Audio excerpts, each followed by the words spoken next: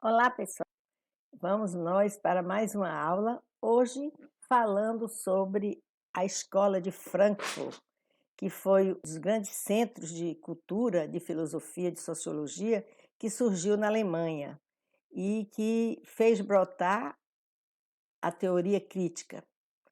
Então, a Escola de Frankfurt, ela nasceu num contexto do início das primeiras décadas do século XX e que eu gostaria de dar um pouco desse contexto para que vocês pudessem ter uma noção mais clara de como pode surgir um pensamento novo, não é? Uma visão teórica nova, exatamente impulsionada pela realidade.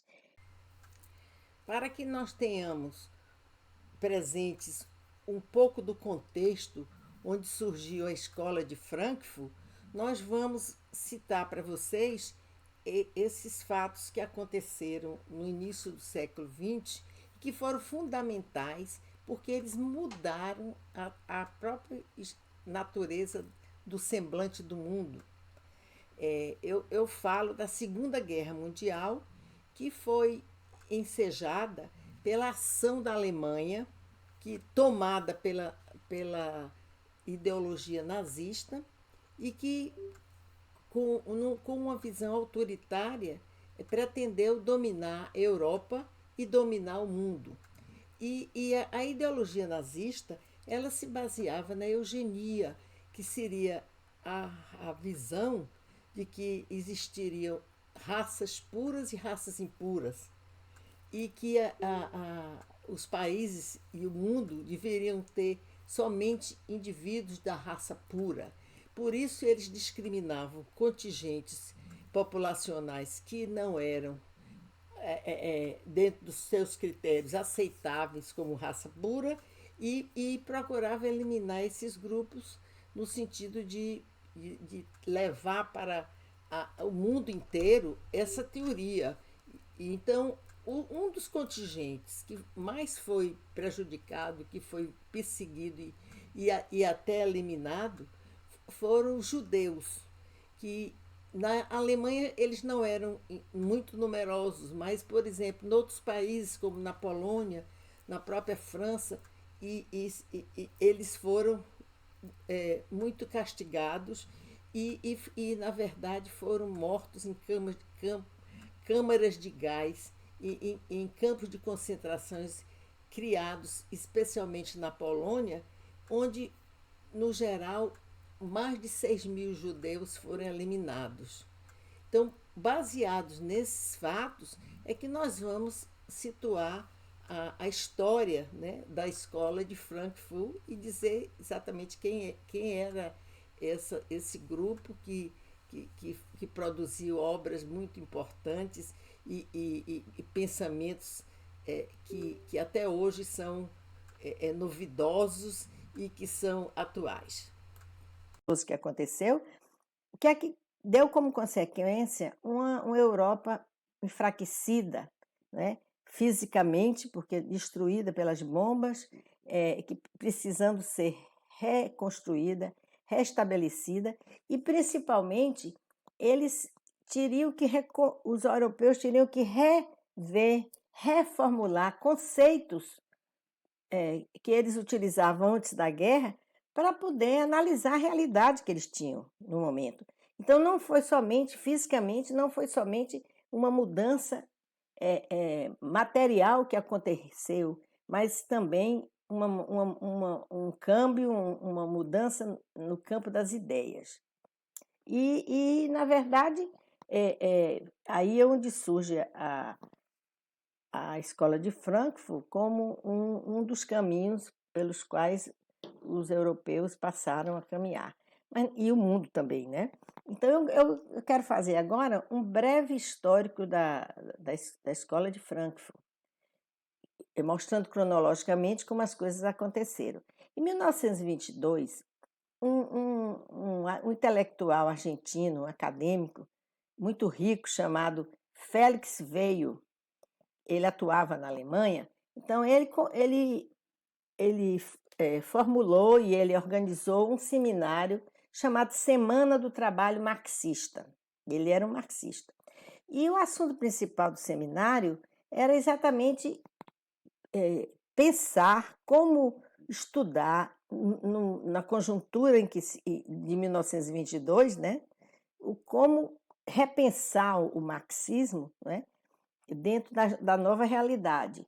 E, no final das contas, esse seminário terminou por aprovar uma proposta de criar um instituto de pesquisa social e instalá-lo na Universidade de Frankfurt, que a maioria dos participantes, dos acadêmicos, trabalhava na Universidade de Frankfurt. Ora, o pai de Weiss era muito rico, então ele financiou, juntamente com o governo alemão, o prédio, o edifício onde ia funcionar o Instituto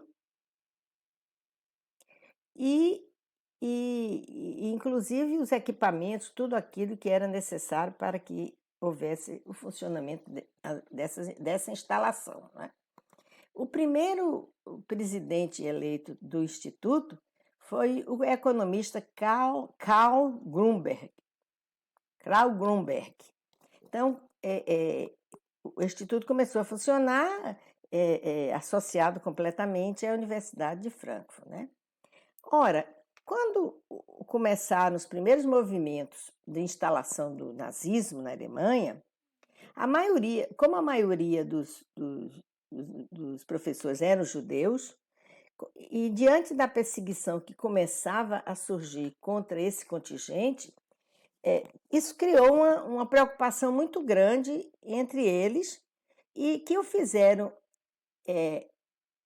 deslocar a sede do Instituto para Genebra, que era uma cidade da Suíça que era quase que um elemento neutro até aquele momento na Europa, que recebia todas as correntes de pensamento, todas as facções que lá quisessem se instalar. O presidente nessa ocasião era o Max Horkheim, e ele, como também era judeu, ele também se deslocou para lá. Mas acontece que logo depois, como as coisas começassem a ficar muito mais e mais fortemente nazistas, né? O governo alemão proibiu qualquer reunião de grupos que estivessem trabalhando teorias que não eram aceitas pelo Estado alemão, como, por exemplo, discussões sobre marxismo.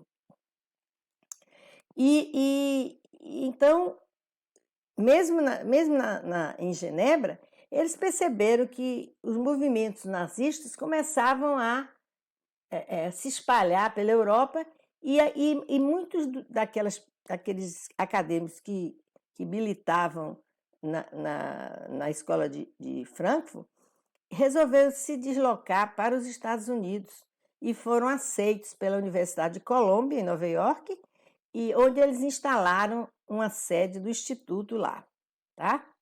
Agora, lá na Universidade de Colômbia, eles também passaram a exercer o seu trabalho acadêmico, né? E já que eles estavam impedidos de fazer isso na Alemanha, e eles editaram um jornal acadêmico chamado Estudos em Filosofia e Ciências Sociais, Studies of Philosophy and Social Science. E nesse jornal, eles passaram a publicar os seus estudos, as suas pesquisas, e esse meio teve grande repercussão na Europa, principalmente em toda a América e especialmente na Europa, na Inglaterra, certo? 1950, né? Depois da guerra, depois que, vamos dizer, a poeira baixou, alguns desses acadêmicos resolveram voltar para Frankfurt, né? E voltar à sua antiga universidade, ao seu país de origem, né? E entre eles estava Max Horkheim, o Theodor Adorno e o Pollack. Lá na América, né? permaneceu Marcuse, que era o filósofo da época, é, especialmente da juventude, tornou-se depois o filósofo da juventude rebelde, dos anos 50 e 60.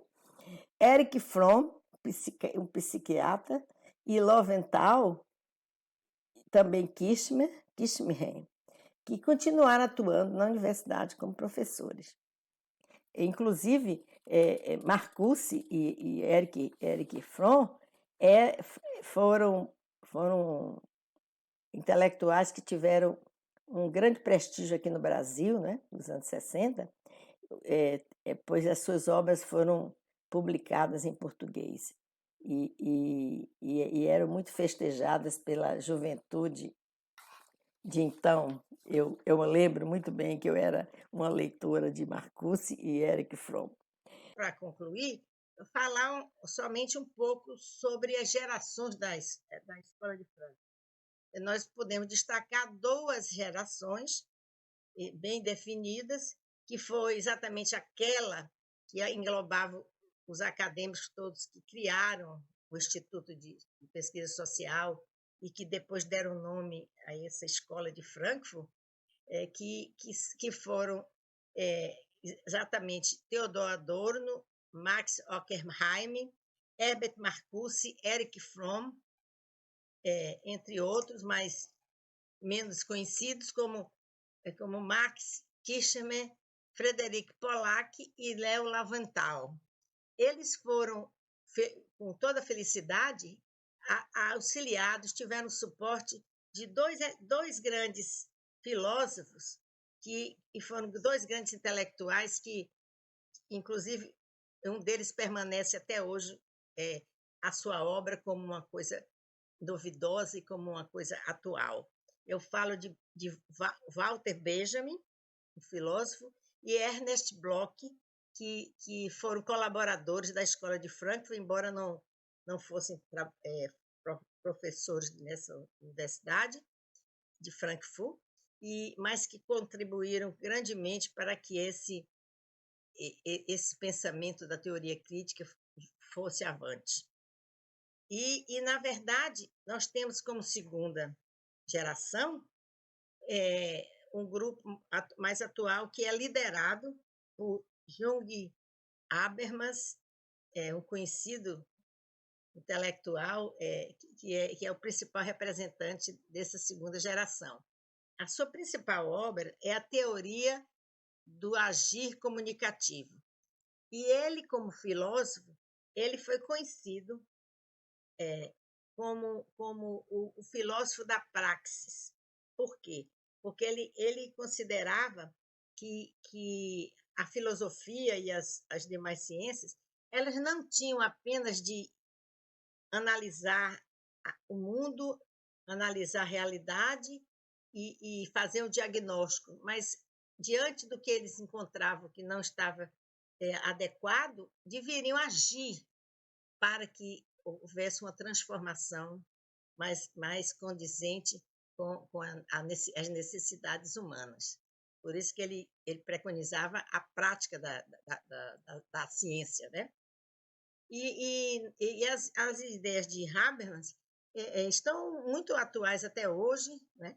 Existem muitas pessoas fazendo trabalhos baseados na sua teoria, inclusive, ele é um elemento muito próximo da teoria da Escola de Frankfurt, porque ele foi estudante na universidade e foi colaborador, enquanto estudante, de Theodor Adorno.